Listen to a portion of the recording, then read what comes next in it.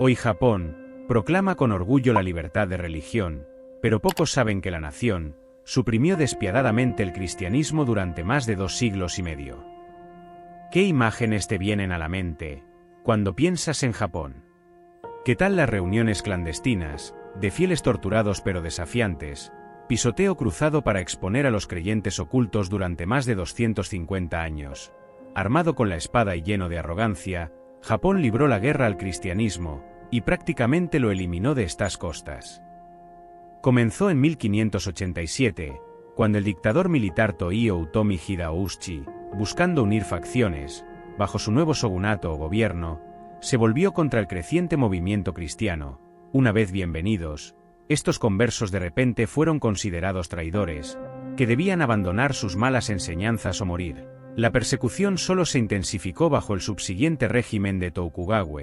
Obsesionado con la pureza y la uniformidad nacionales, los presuntos cristianos pronto se enfrentaron a una elección desgarradora: traicionar a su Salvador, pisando imágenes sagradas y Biblias, o afrontar espantosas torturas y muerte con sus creencias intactas.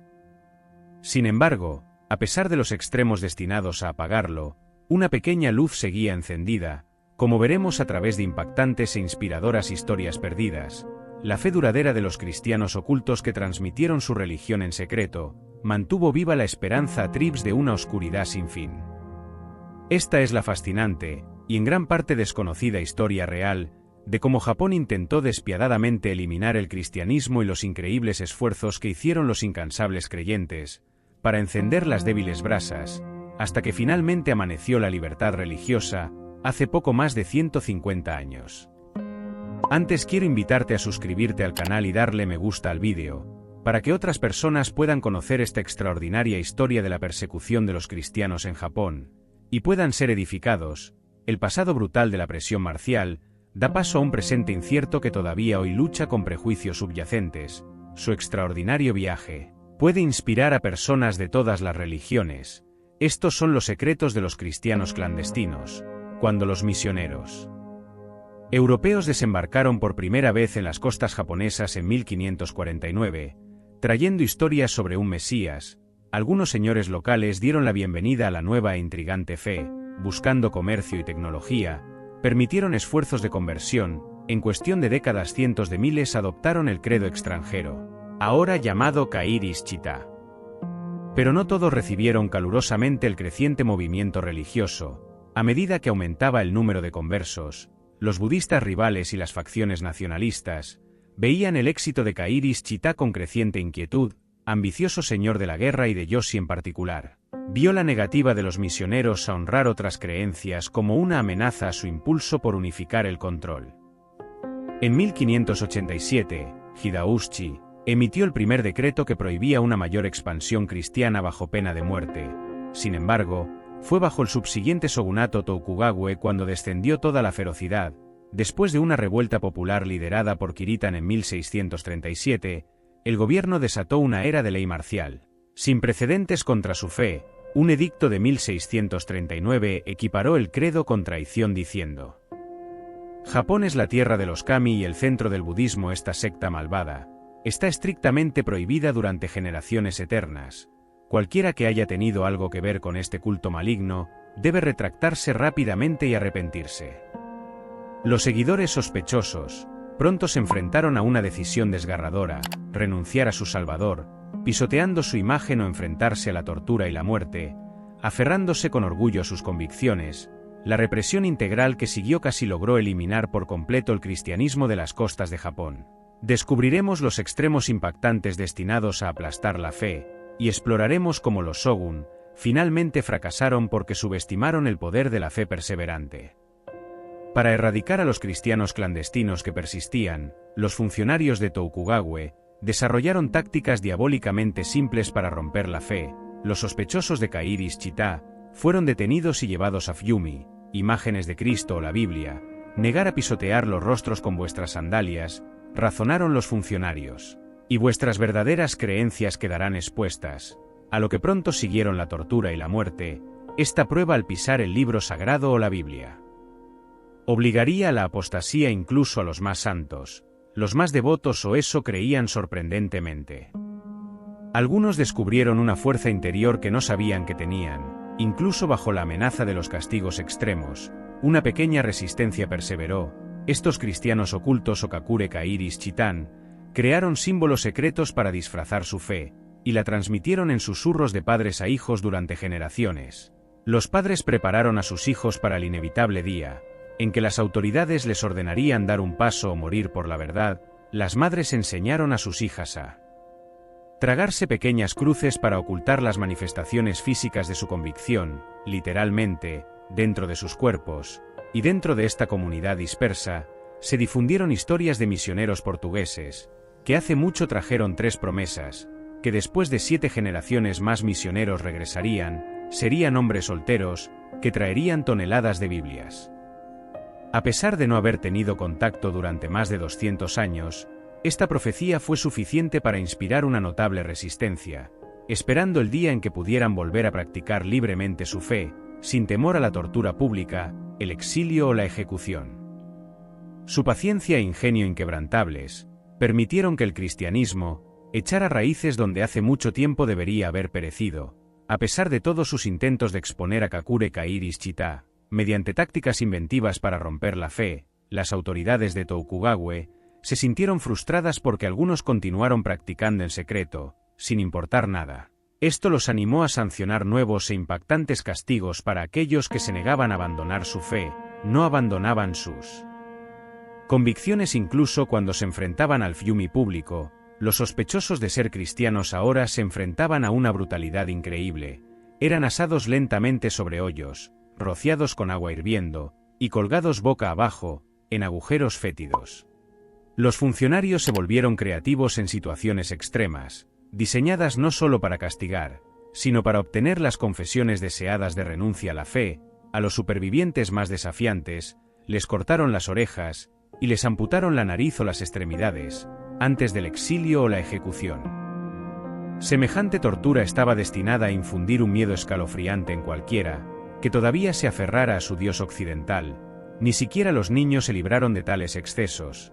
En este reinado de terror religioso patrocinado por el gobierno, a algunos de tan solo 5 años les quitaron lentamente los dedos de los pies y las uñas, mientras los sacerdotes insistían en que los jóvenes se retractaran. Hicieron todo lo posible para que la continua convicción kirisita pareciera peor que la muerte, y sin embargo un núcleo comprometido continuó ocultando sus creencias proscritas. Generación tras generación, se necesitaría una intensa presión extranjera para finalmente levantar la prohibición del cristianismo, después de más de 250 años. Pero incluso los líderes de la restauración Meiji dudaron en abrazar plenamente el regreso de la fe extranjera. Si bien hoy Japón garantiza oficialmente la libertad de religión, la sospecha y la discriminación persistentes hacia el cristianismo persisten en los bolsillos. Los viejos prejuicios cuestan morir. Habla hoy con algunos japoneses y te sorprenderá encontrar ecos de las actitudes que alguna vez justificaron una persecución despiadada. Escuché la siguiente historia de un amigo japonés.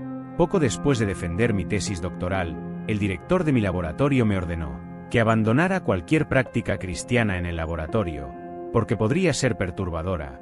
Este destacado profesor de una universidad nacional no vio ningún problema en equiparar abiertamente mis creencias firmemente arraigadas con los problemas en el lugar de trabajo.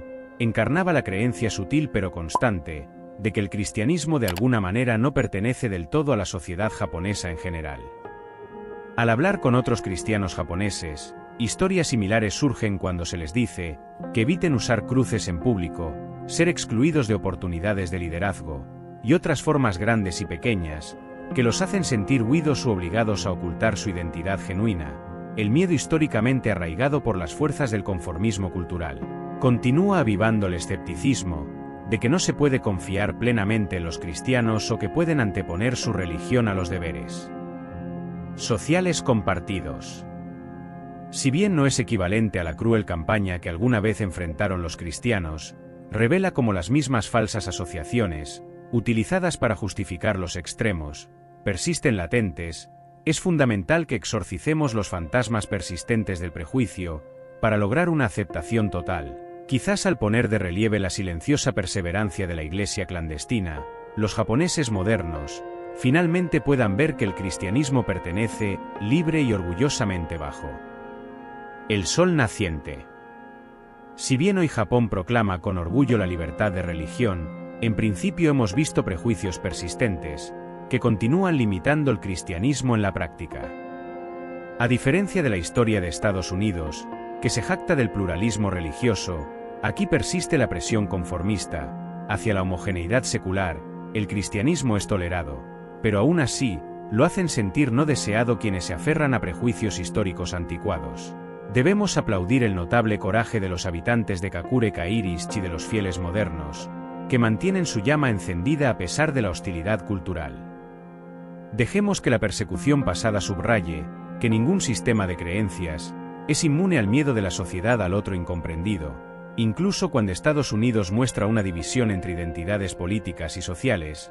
La campaña japonesa contra el cristianismo y sus cicatrices grabadas debería recordarnos los peligros de una reacción tribal exagerada.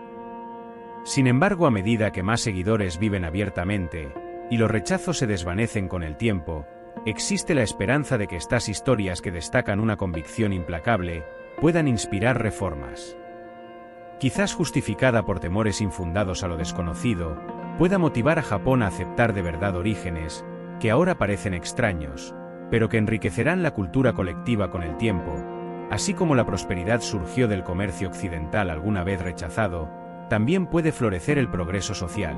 Al dar la bienvenida a los cristianos desde las sombras, los años han demostrado que el pluralismo vibrante surge no aplastando la disidencia sino cuestionando con valentía las costumbres históricas en nombre de la inclusión. Si esa resistencia puede sobrevivir a un ataque sostenido, no podremos encontrar espacio para convertir en compatriotas a los marginados. Existe la oportunidad de dar un paso adelante, reflexionando sobre los dolorosos pasos en falso cometidos por los pioneros mundiales en la persecución. Todos merecemos practicar creencias sagradas con orgullo, sin inhibiciones ni daños. De hecho, la fe sin restricciones aún puede prosperar ilimitadamente bajo el sol naciente. A través de las historias de los cristianos clandestinos en Japón, somos testigos del increíble valor y la devoción que han demostrado al mantener su fe en tiempos de persecución implacable. Su sacrificio nos desafía a reflexionar sobre nuestra propia relación con la fe, en un mundo donde la libertad religiosa es más ampliamente aceptada.